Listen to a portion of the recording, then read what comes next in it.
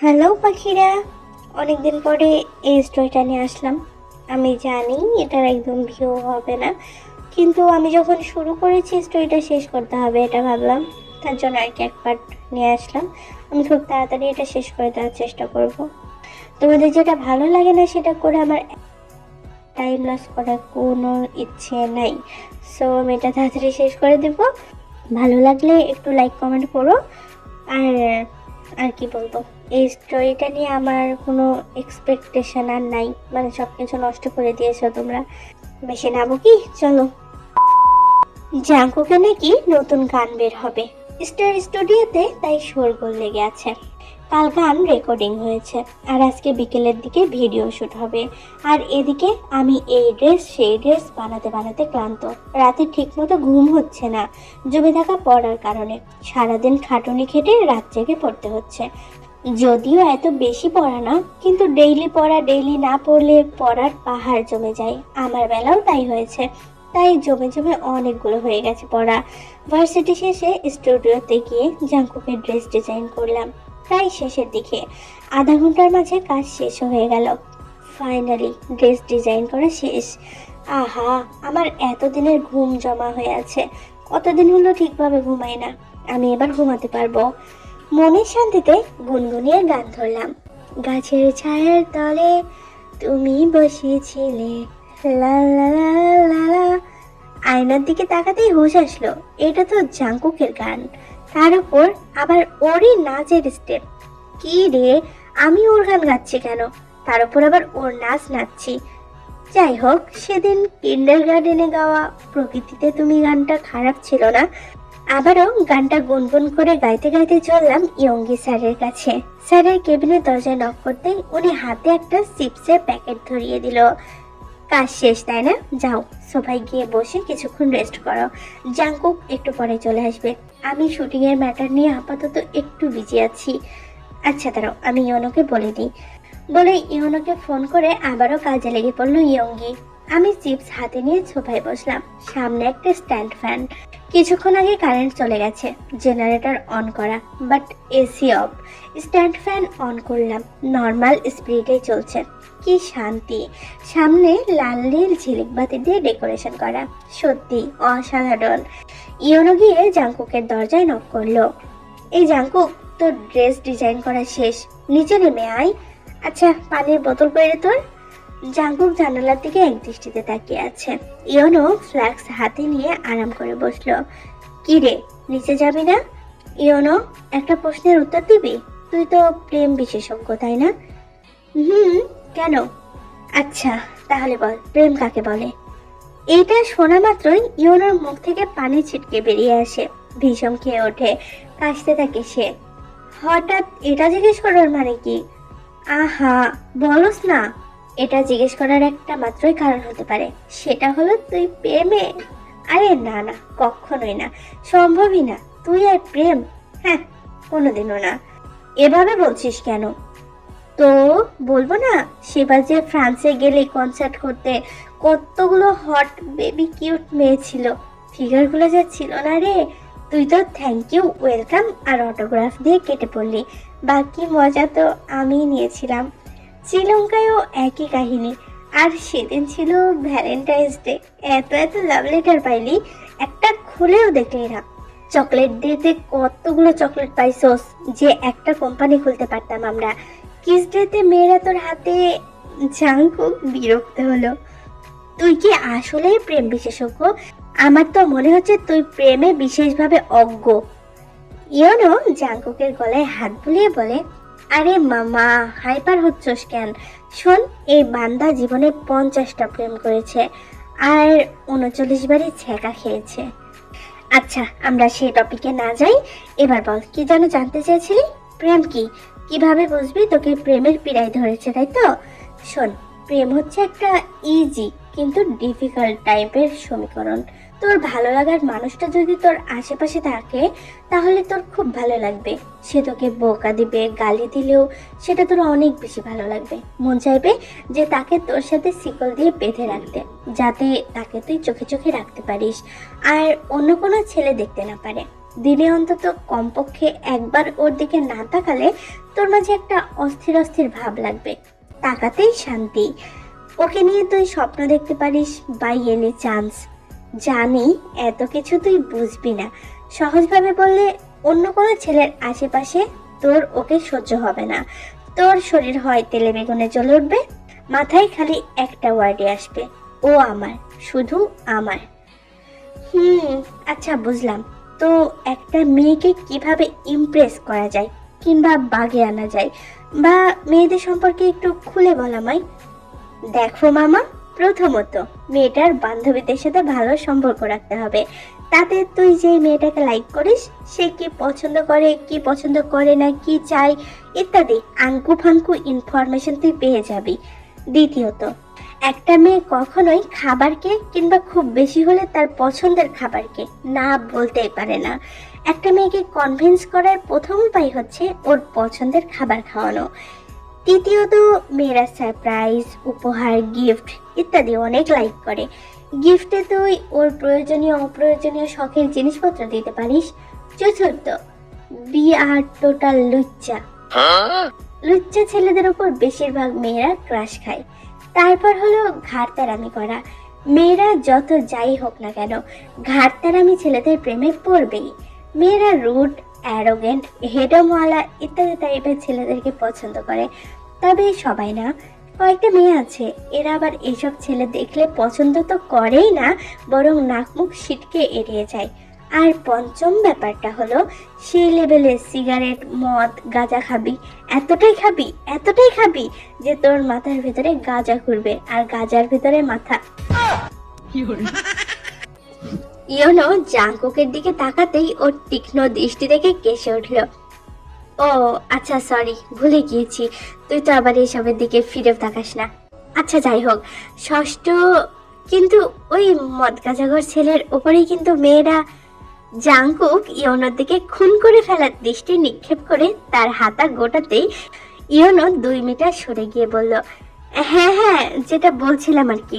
ষষ্ঠ নাম্বার ব্যাপারটা হলো, মেয়েরা একেবারে সবসময় প্রাণ খোলা হাসি, স্বতন্ত্র ছেলেদের পছন্দ করে। চেহারায় যদি একটা কিলার স্মাইল কিংবা মুস্কি হাসি ঝুলে থাকে, কে না পছন্দ করবে তাকে। জাঙ্কুক এবার উঠে দাঁড়ালো। ইয়োনো ভয়ে আবারও পিছনে সরল। ও কি খারাপ কিছু বলেছে নাকি? হাসলে তো আর কোনো পাপ হয় না। এমনি দাঁড়াইলো কেন তাইলে? মারবে টারবে না তো আবার? কিন্তু ইয়োনোকে ভুল প্রমাণ করে জাঙ্কুক বেরিয়ে গেল। যাক বাবা, বাঁচা গেল। ওয়েট, এরে কই যাস? মামা, আমার বোনাস কই?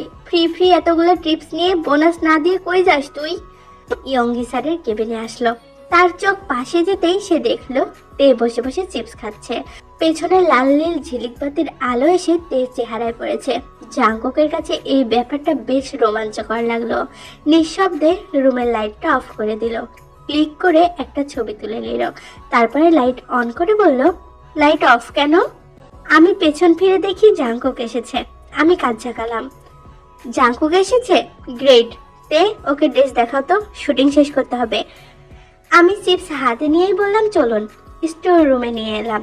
4টা ড্রেস বের করে দেখালাম। ইয়ঙ্গি স্যার যেভাবে বলেছে সেভাবে ড্রেসগুলো আমি বানিয়েছি। আর কাঁধের ডিজাইনটা আমি একটু বাড়তি করে দিয়েছি। আপনার কাছে খারাপ লাগলে সরিয়ে দেব, কি বলেন? না, এতে আরো বেশি সুন্দর লাগছে। Great job.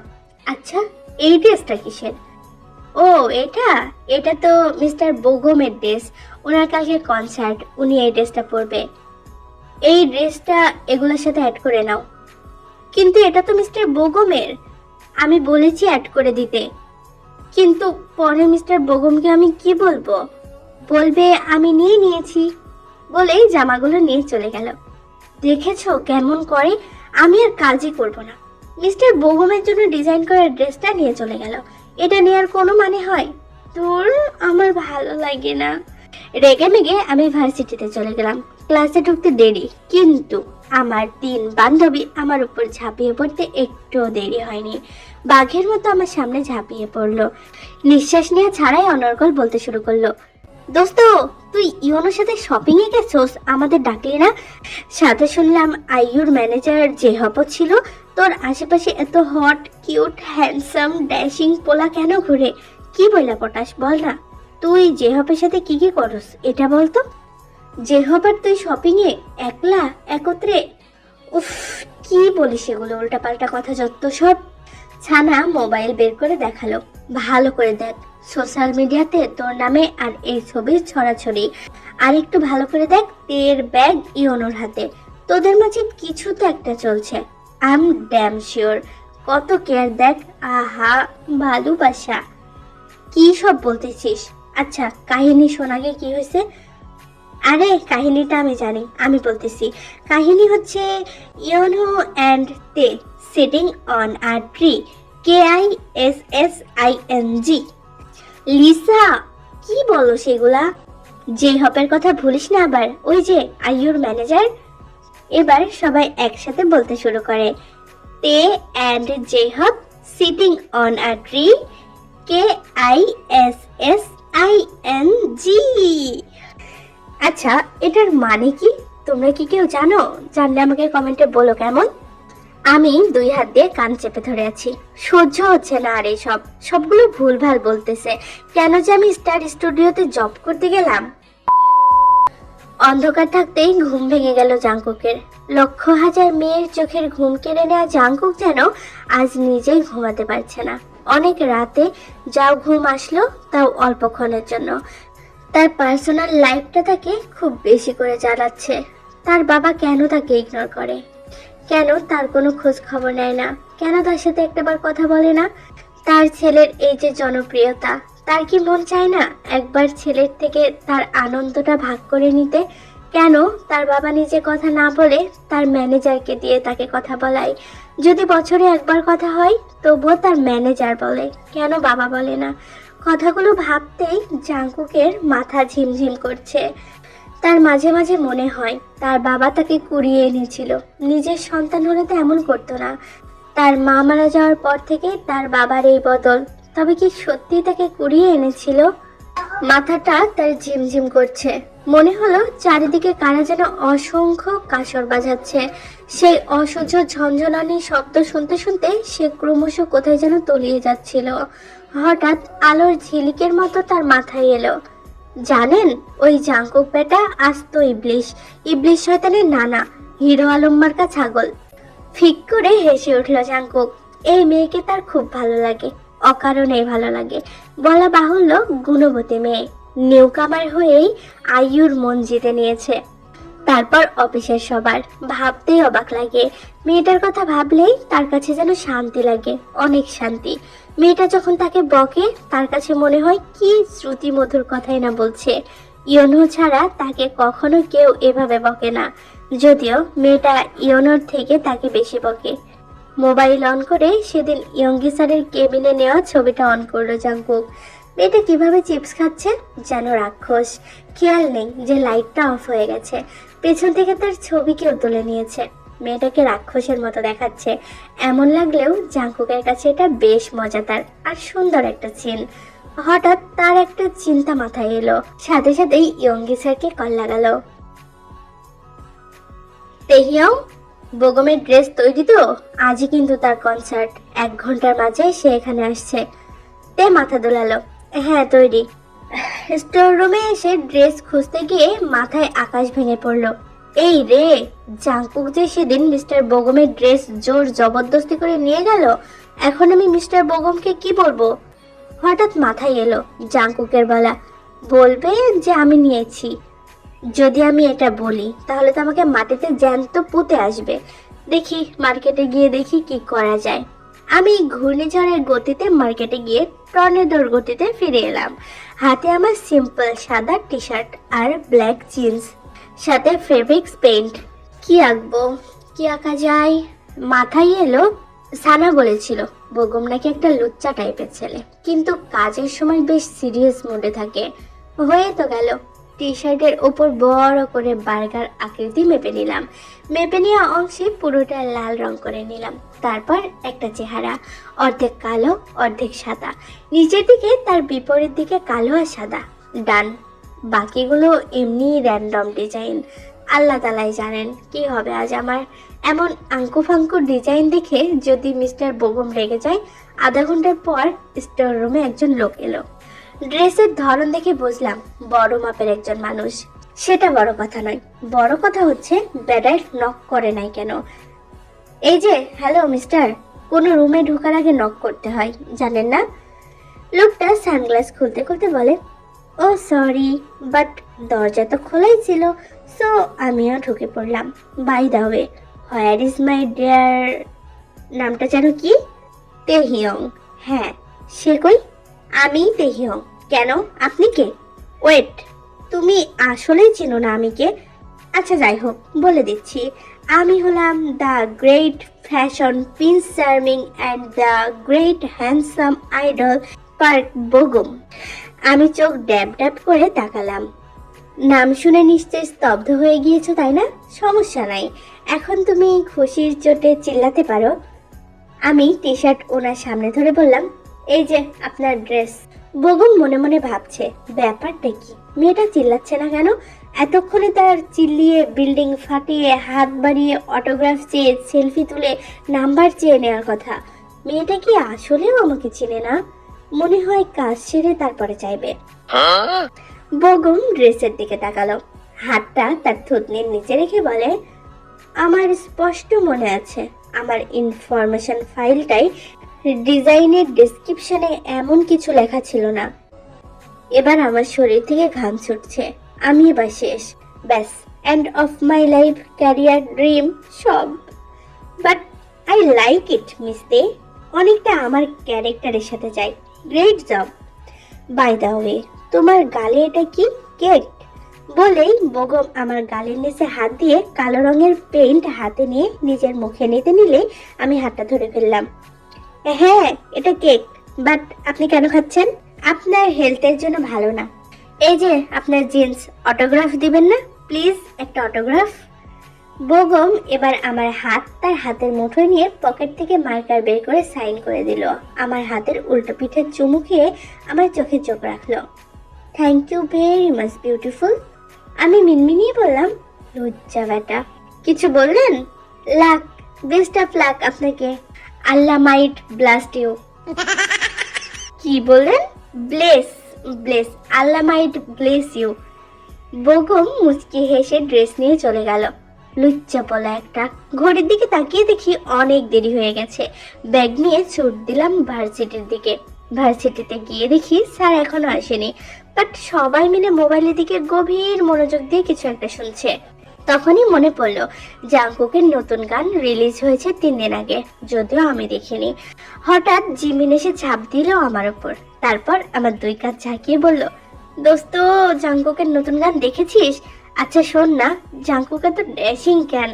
জাংকুক এত হট কেন? ও এত চকলেটি কেন বল না?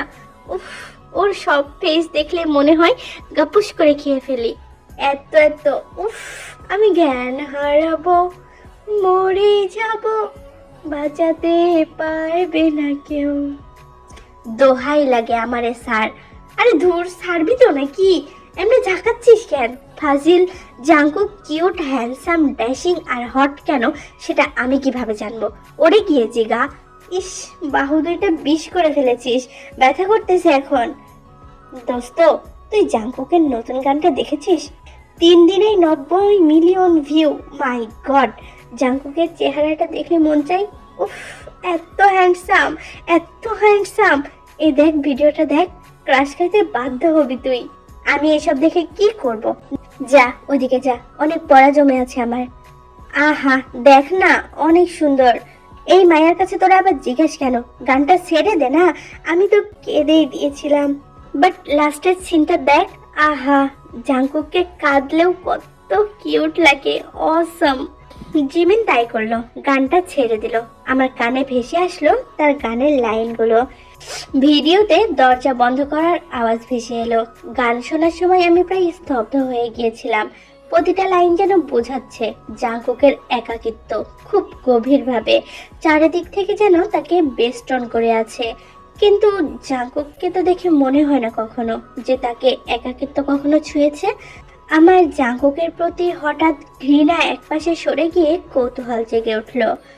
আমি সামনে তাকাতেই আমার মন মানসিকতা পাল্টে গেল। আমার 4 বান্ধবী মিলে কান্না শুরু করেছে। গ্রামীণ লোকদের মতো বিলাপ করে করে কান্না করছে। টিস্যু দিয়ে চোখের পানি নাকের পানি মুছছে আর বলতেছে, আমাদের নিলয় কত সুইট, কত কিউট, অথচ দেখে মনেই হয় না হ্যান্ডসাম। এত কষ্ট চেপে রেখেছে। জাঙ্কুকের জন্য খুব খারাপ লাগছে রে। গানটা পুরো আমার কষ্টের অনুভূতির সাথে মিলে গেছে। সুরগুলো যেন আমার মনের চাপা কষ্টগুলোকেই প্রকাশ করছে রে। না, এদের আর জিজ্ঞেস করলাম না কিছু। করলে এবার গ্রামীণ মহিলাদের মতো বুকে চাপড় মেরে মেরে কান্না শুরু করে দিবে। থাক, এদের জিজ্ঞেস করে ঝামেলা বাড়ানোর কোনো দরকার নেই। আমি জিমিনের হাত থেকে ফোনটা নিয়ে ভিডিওটা দেখতে শুরু করলাম। গানটা কেন জানি খুব ভালো লেগেছে, যেন গানে হাজারো অভিমান, রাগ, দুঃখ একসাথে ঢেলে দিয়েছে কেউ। কিন্তু কথা হচ্ছে, গানের এক পর্যায়ে গিয়ে চোখ আটকে গেল, আমার মাথা হ্যাং হয়ে গেল। আমার ছবি ভিডিওতে, তবে সরাসরি নয়। সেদিন ইয়ঙ্গি স্যারের কেবিনে আমি চিপস খাচ্ছিলাম, সামনে ঝিলিক বাতি ছিল, হ্যাঁ পাশে স্ট্যান্ড ফ্যান, বাতাসে চুল উঠছিল। তবে এখানে ছবিটায় ফিল্টারটা একটু ডার্ক করা হয়েছে, তাই মনে হচ্ছে কোনো এক অচেনা মেয়ে বসে আছে ঝিলিক বাতির সামনে। চেহারা সেভাবে বোঝা যাচ্ছে না। আচ্ছা, এটা কি আসলেই আমি নাকি? আমি জিমিনকে জিজ্ঞেস করলাম, এই দোস্ত দেখ তো, এই মেয়েটাকে কি আমার মতো লাগে? কই না তো, কেন জানি মনে হচ্ছে এটা আমার ছবি। কেন জানো, তোমার কি মনে হয় Jungkook the great fashion king and এশিয়ার প্রিন্স চার্মিং আইডল তোর ছবি দিবে? সেটাও তো ঠিক, আমার ছবি কেন দিবে? কিন্তু তবুও কেন জানি মনে হচ্ছে। দোস্ত জানিস, জাংকুকের স্যাড চেহারা দেখলে বুকটা ফেটে যায়। কি যে কষ্ট হয় রে দোস্ত। এরা তো নিজেদের গালগপ্প নিয়ে আবারও বিজি হয়ে গেছে, আর আমি ভাবছি এটা কি সত্যি আমার ছবি নাকি না। তো তোমাদের বলি, এখান থেকে গল্পের মোড় নিচ্ছে। মানে স্টোরিটা এতদিন যেমন ছিল, এখন এখান থেকে অন্যরকম হচ্ছে। এখন জাংকুকের নিজের লাইফটার একটা কি বলে, জাংকুকের নিজের লাইফের ক্রাইসিসটা এখন দেখানো হবে। তো এটাকে ঠিক করতে পারবে কি সেটা দেখানো হবে। তো সবকিছু মিলাই আমার মনে হয় এরপর থেকে গল্পটা তোমাদের ভালো লাগতে পারে, যদিও আমি শিওর না।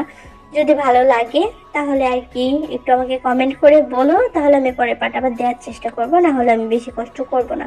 আবার যখন আমার মন চাবে তখন দিব। আর একটু বেশি করে ভিউ দিও প্লিজ। So Allah Hafiz.